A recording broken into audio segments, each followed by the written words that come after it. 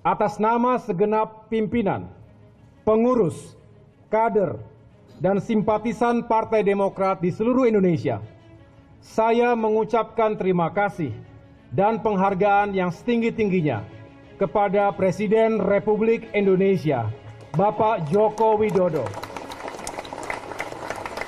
yang telah menunaikan janji pemerintah untuk menegakkan hukum dengan sebenar-benarnya dan seadil-adilnya dalam kasus KLB yang ilegal dan inkonstitusional ini.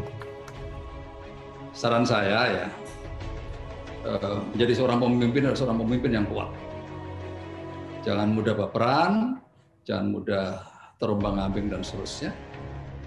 Ya, kalau nggak anak buahnya nggak boleh pergi kemana-mana ya diborgol aja kali ya. Gitu. Berikutnya kalau ada istilah kudeta itu dari dalam, masuk kudeta dari luar. Benar-benar tega dan dengan darah dingin melakukan kudeta ini. Sebuah perebutan kepemimpinan yang tidak terpuji, jauh dari sikap kesatria dan nilai-nilai moral.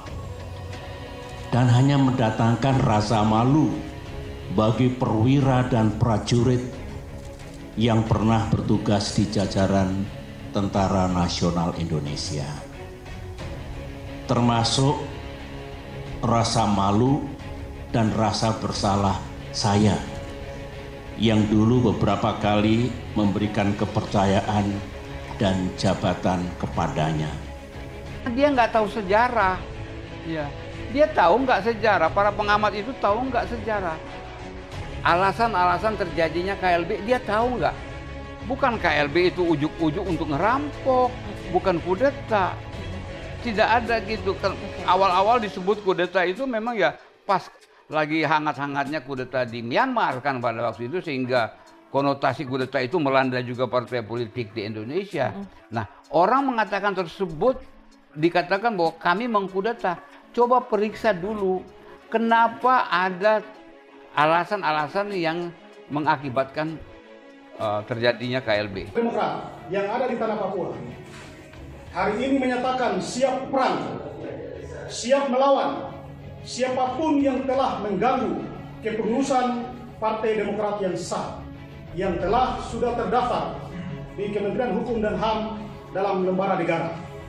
Kami akan selalu setia mendukung penuh Ketua Umum di bawah kepengurusan Bapak AHY. Bahwa apa yang telah diputuskan oleh pemerintah hari ini adalah penegasan terhadap kebenaran, legalitas, dan konstitusionalitas Partai Demokrat terkait kepemimpinan, kepengurusan, serta konstitusi partai, yakni AD dan ART Partai Demokrat yang dihasilkan oleh Kongres kelima Partai Demokrat 2020 yang lalu, yang berkekuatan hukum tetap dan telah disahkan oleh negara. Artinya, tidak ada dualisme di tubuh Partai Demokrat.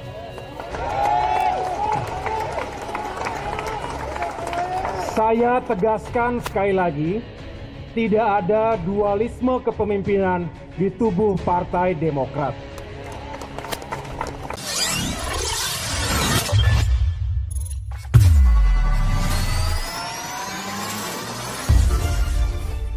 Kepala Staf Presiden KSP Muldoko membeberkan alasannya tak melapor kepada Presiden Jokowi soal adanya tawaran menjadi Ketua Umum Ketum Demokrat versi Kongres Luar Biasa KLB.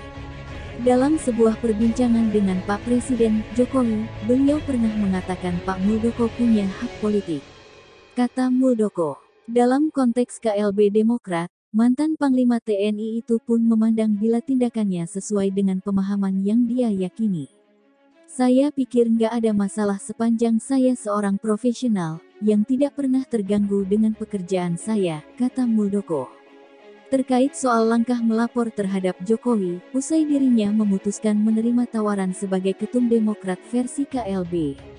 Muldoko menyebut ini beda konteksnya.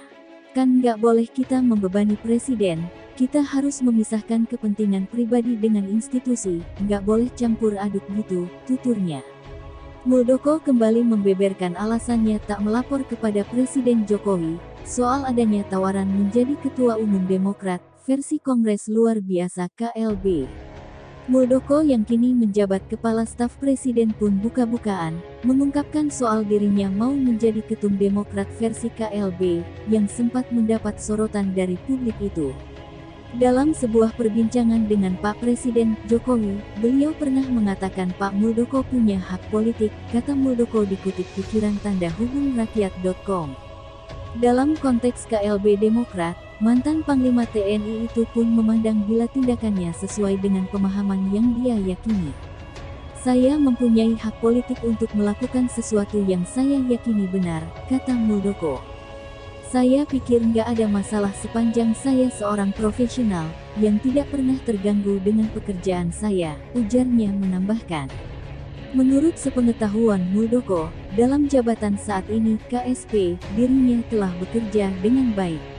Hal-hal di luar jangan sampai mengganggu hal-hal yang saya lakukan di KSP. Dan selama ini saya bekerja oke-oke saja, dan nggak ada masalah, katanya menegaskan. Terkait soal langkah melapor terhadap Jokowi usai dirinya memutuskan menerima tawaran sebagai Ketum Demokrat versi KLB, Muldoko menyebut ini beda konteksnya. Kan nggak boleh kita membebani presiden, kita harus memisahkan kepentingan pribadi dengan institusi, nggak boleh campur aduk gitu, tuturnya. Lebih lanjut, Muldoko pun menegaskan bila dirinya tidak sedikit pun ingin mencari jabatan Ketum Demokrat itu. Kita nggak maulah nyari-nyari. Soal saya dipilih, semua figur mempunyai bargaining position. Itu bisa menjadi tolak ukur dalam sebuah pilihan-pilihan strategik, katanya. Pasti ada sebuah kalkulasi kenapa memilih saya, kata Muldoko menambahkan. Deputi Balitbang DPP Partai Demokrat, Yan Harahap buka suara soal pengakuan Kepala Staf Kepresidenan Muldoko terkait terpilihnya dia menjadi Ketua Umum Ketum Partai Demokrat versi KLB Sibolangit. Pasalnya Muldoko akhirnya mengakui bahwa dia tidak meminta izin terlebih dahulu kepada Presiden Joko Widodo, Jokowi, saat ingin dan terpilih menjadi Ketum Demokrat KLB. Padahal saat itu Muldoko memegang jabatan pemerintah di lingkaran istana, yakni sebagai Kepala Staf Kepresidenan. Padahal kepada para kader PD Partai Demokrat, ia menyebut sudah dapat restu, tuturnya. Setelah mendengar pengakuan Muldoko tersebut, Yan Harahap mengatakan bahwa Partai Demokrat langsung menanyakan kebenaran dari pernyataan Muldoko tersebut ke istana. Ternyata semua itu, sambung Yan Harahap, sudah diakui oleh Muldoko bahwa dia telah berbohong selama ini. Dirinya pun heran, mengapa saat ini Muldoko tetap dibiarkan menjabat di istana, setelah menimbulkan kekisruhan dan secara tidak langsung, menipu banyak orang dari pernyataan-pernyataannya selama ini. Akhirnya ngaku, ternyata bohong. Kok, pembohong, dibiarkan, bercokol, di istana, ucapnya sebagaimana dikutip pikiran rakyat tanda hubung bekasi.com. Sebelumnya, Muldoko mengaku dalam sebuah perbincangan dengan Presiden Jokowi pada suatu waktu, Jokowi menyebut Muldoko punya hak politik. Muldoko saat itu ditanya soal artikel berita di FIFA berjudul "Saya Khilaf, Saya Tak Mau Bebani Presiden". Host dalam acara tersebut lantas bertanya kepada Muldoko konteks pernyataannya dalam artikel tersebut. Dalam sebuah perbincangan dengan beliau, Jokowi, beliau pernah mengatakan, Pak Muldoko punya hak politik. Saya punya hak politik untuk melakukan sesuatu yang saya yakini benar, ucap Muldoko dikutip dari YouTube TV. Saya pikir nggak ada masalah, sepanjang saya seorang profesional yang tidak pernah terganggu oleh pekerjaan saya, oleh hal-hal yang di luar itu jangan sampai mengganggu yang saya lakukan. Selama ini saya bekerja oke-oke aja gitu. Itu jadi nggak ada masalah, sambungnya. Namun Muldoko menegaskan tidak pernah berbincang dengan Jokowi, sebelumnya terkait Ketua Umum Partai Demokrat versi KLB. Dia menjelaskan tidak pernah melapor ke Jokowi untuk minta izin maju menjadi calon ketum.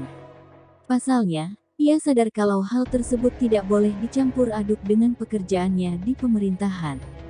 Menurutnya hal itu adalah urusan pribadi di luar pekerjaannya di pemerintahan. Kan gak boleh kita membebankan presiden. Kita harus membedakan antara kepentingan pribadi dengan institusi, gak boleh campur aduk, katanya.